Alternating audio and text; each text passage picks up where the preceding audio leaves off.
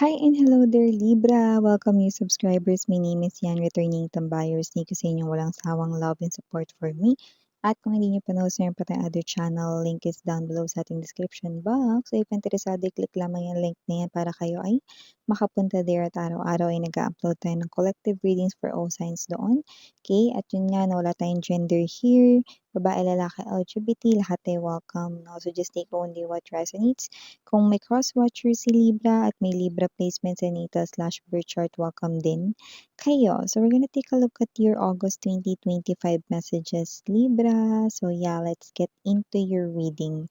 Archangel Michael, thank you so much, Angel Guides, para sa palagiang presence ninyo sa reading ni Libra. Can we get messages for them, please? What does Libra needs to know? What does Libra needs to know for the month of August 2025?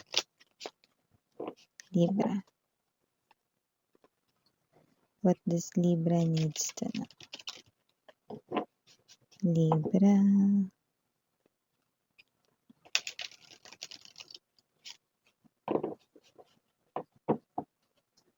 Okay, so let's go ahead and check these messages para sa'yo, Libra. So guys, you do have here the energy of the moon, but it's in reverse. We also have here the Two of Swords. Present din dito ang Ten of Cups. Here din ang Prince of Wands. Present here, Courage. Seven of Coins. Two of Cups. Temperance in reverse position. Bottom of the deck, Hermit. Nine of Cups. And the Prince, and the King of Wands, no, but it's in reverse. And we do have here the Prince of Wands, no. I was about to say it again kasi. Okay?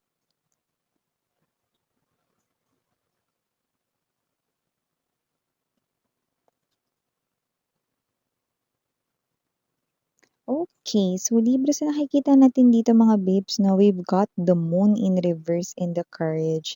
So it looks like right here, no, na parang meron na rito natatanggal yung takot, no, hindi na kayo natatakot. Pwede may kinalaman dito kasi may mga changes na nangyayari sa buhay mo, Libra, no, parang hindi na kayo natatakot sa pagbabago, willing na kayo sumabay rito, no matter what happened, no. So yung iba naman, pwedeng hindi naman yan as in takot rito, no, maaaring kayo ay nalulungkot nitong mga nakaraang buwan. Okay? Maaring iba-iba yung situation na pinagdaanan ninyo, pero nakikita ko rito na yung lungkot na yan ay nawawala at unti-unti nang mawawala with the moon in reverse na paglalabanan nyo na yan with the Two of Swords energy right in here at nakikita ko rito na nagsa-start na kayo, no, na magbawi-bawi ng inyo ritong lakas, no? At possible rin mga babes na nagkaroon na rin kayo ng panghihina. Doesn't have to be na kayo ay nagkasakit, hindi ganun na. Possible na may pinagdaanan kayo that makes you feel weak, no? And nakita ko na yun ay possible na emotionally. So nakita ko rito na gumaganda na ang inyong energy. So hindi na kayo rito nalulungkot, no? At nakikita ko kayo rito, no, na bumabangon na and at the same time, no, nagiging patapak na kayo sa energy, no, ng pagkakaroon, no, ng gana to live, no, or parang nagkakaroon kayo ng confidence, no, or nagiging energetic na kayo, in other words, no. Kasi nakikita natin dito na maganda yan kasi makatutulong yan rito para mas ma-build or ma-create mo yung life na gusto mo, no. So iba sa inyo pwedeng ang tagal nyo rin kasi na malagi sa lungkot, no, pero finally you're coming out from darkness or from sadness dito. Yan, no.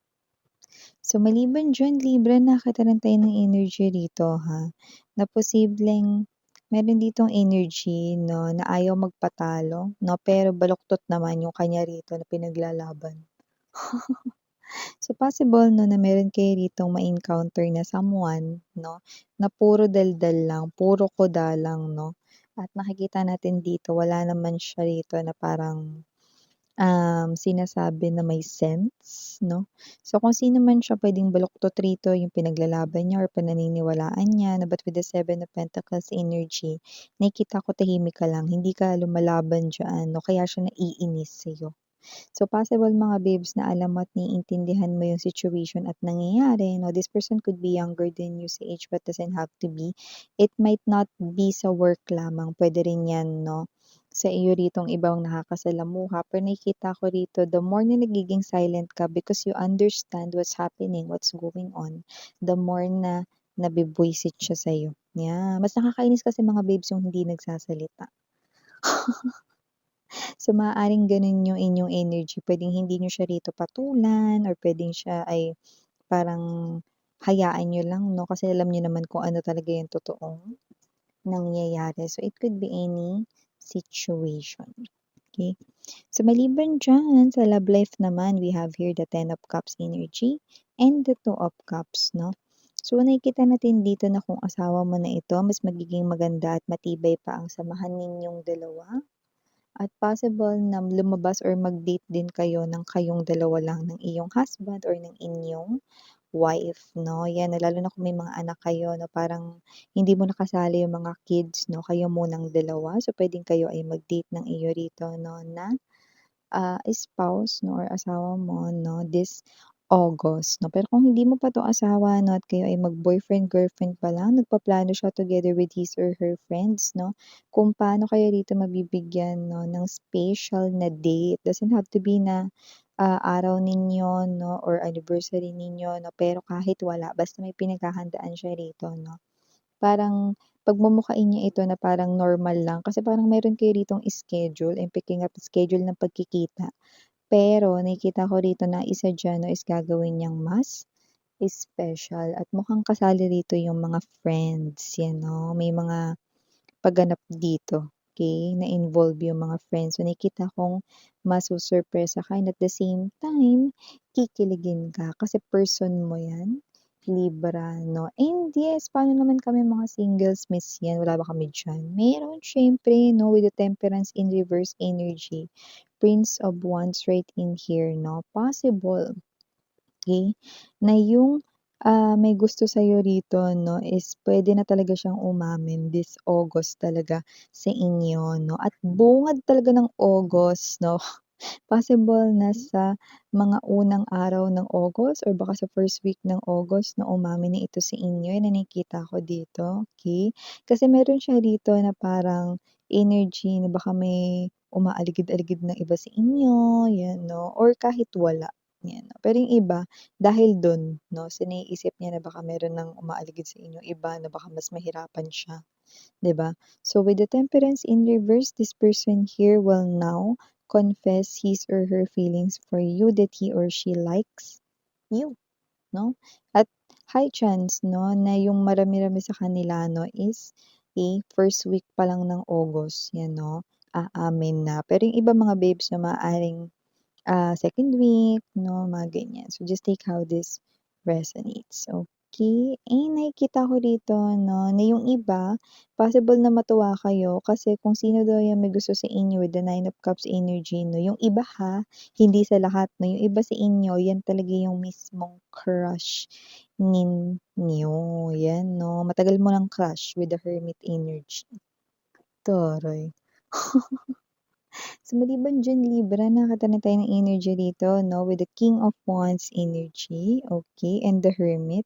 Meron ditong energy mga babes 'no, na parang yung energy niya dati lahat ng bagay na nakukuha niya napansinin mo si Aladdin kasi 'to 'no, and the genie 'no, sa magic lamp 'no. Babaliktarin ko para makita ninyo, 'di ba? Yung genie, si Aladdin. 'Di ba 'pag sa magic lamp 'no, so merong three wishes, 'di ba? So parang itong person na 'to noon, lahat ng gusto niya 'no, with the King of Wands 'no, nakukuha niya rito 'no, 'yan. Mukhang ngayon, iba na ang ikot ng mundo, 'yan 'no. Parang lahat rito ng gusto niya ay kailangan niya na ritong paghirapan 'no, bago niya 'yan makuha 'no. So meron akong energy ng presence ng isa pang individual dito naka-connect niya na posibleng ibinibigay dito lahat ng gusto niya, luho niya 'no, pagkain 'no, material things 'no, whatever, okey, ano man 'yan. Pero ngayon mukhang hindi na sila okey, nakakita tayo rito ng pag-aaway at yung iba puwedeng sila ay hiwalay na or maghihiwalay na this August. Baka third party yun. Okey, lalo na kung ex mo 'yan na lumalabas dito, 'yan. So, hindi ko nakikita na ini-spoil pa siya dito ng third party kasi parang bwisit na rin sa kanya. Eh, paano wala naman siya masyadong ambag, sa nakikita natin dito, 'di ba? Tapos panay pa siya rito pabili. So, yung nakita natin dito, okey? So, maaaring hiwalay na sila or maghihiwalay na sila this August 2025 'no? At kung ang tanong ninyo, babalik ba yung person niyo rito sa inyo, hindi pa yan lumalabas dito mga bebs 'no? Pero meron akong nakikita rito 'no, na ang person ninyo ay patuloy pa rin sa pagiging materialistic, kahit na mga bebs 'no, siya ay wala na rito na parang napipiga, 'di ba? So, kung sino man siya na parang immature yung energy niya, na parang may energy siya na hindi naman kayo na nagkakalayo ng edad 'no, pero parang masyado siyang nahuhumaling sa mga materyal na bagay na mahilig ba sa mga branded kagaya ng mga, ah, sapatos, damit, ganyan, mga branded, 'yan. Nakita ko yung hilig niya rito, medyo mataas yung lebel 'no, 'yan, okey. So, maliban diyan Libra nakakita rin tayo ng energy rito ha, na posibleng meron dito na, magandang investment ng money, 'yan 'no. Maaaring meron dito kayong pag-investa ng iyong money at nakikita ko na ito ay maggo-grow. Nandito ang golden goose, 'yan 'no. Ito yung golden gun sign, okey. Yeah, hindi mo agad makikita 'no, ang pagyabong or ang, sinasabi kong 'yan 'no, na magandang investment 'no, hindi mo agad-agad makikita yung resulta niyan. Pero with the golden goose, okey, parang kakain muna ng ilang buwan 'no, basta kakain ng panahon 'no, tapos parang alam mo yung energy nun, palaki ng palaki yung pera mo, gano'ng klase ng energy. Libra 'no, and maaaring ito ay something here na bago pero legit, huwag mag-alala kasi ipapaliwanag naman ito ng person dito na lumalabas na trusted person mo or meron ka ritong kakilala na pinagkakatiwalaan kaya lumalabas yan bilang legit 'no. So, parang energy ito na kita ng pagtatanim ng pera 'no at ito ay magbubunga. Yun 'no, yayabong rito ang inyong kaperahan pero yun nga lang kakain muna ng panahon 'no, at oras, 'yan. So, maliban diyan mga babes, so nakita rin ako ng energy rito na baka hindi rin kayo makapagtimpi, meron kayo rito 'no, na mapagalitan or puwede rin na sumigaw kayo dito 'no. So, parang ito yung klase ng energy mga babes 'no, na parang siguro pikon na kayo rito sa kanya 'no, or siguro may energy kayo rito na parang, kinakausap niyo siya ng mahinahon ng ilang beses na siguro pero wala rin 'no. Kaya dito parang nainis na kayo, nabwisit na kayo 'no, so nakita natin dito na maaari kayo rito na, sumigaw or mapagtaasan niyo siya ng boses 'no. Okey lang 'yan, you're just a human being 'no. Sometimes kasi 'no, kahit kausapin ng mahinahon 'di ba, parang mas lalo pang nagiging komportable sa ginagawa 'no, lalo pa silang parang kampante, "Ay hindi naman pala masyadong galit siya, kaya sige gawin ko na lang ulit yung kasalanan ko." 'Di ba? So, I think dito iba naman 'no, kasi dito makikita ka niya ritong nagagalit na actually nakita ko nag-iba yung reaksyon niya. This is not something here na love reading lang 'no, para dun sa mensaheng yun. It could be anyone right here na parang "Di na natuto" by Gary V. 'Di na natuto, 'di ba? So, tingin ko rito magwo-work yung strategy na ganyan 'no, pero tingin ko talaga nainis ka talaga rito, hindi mo yan strategy lang.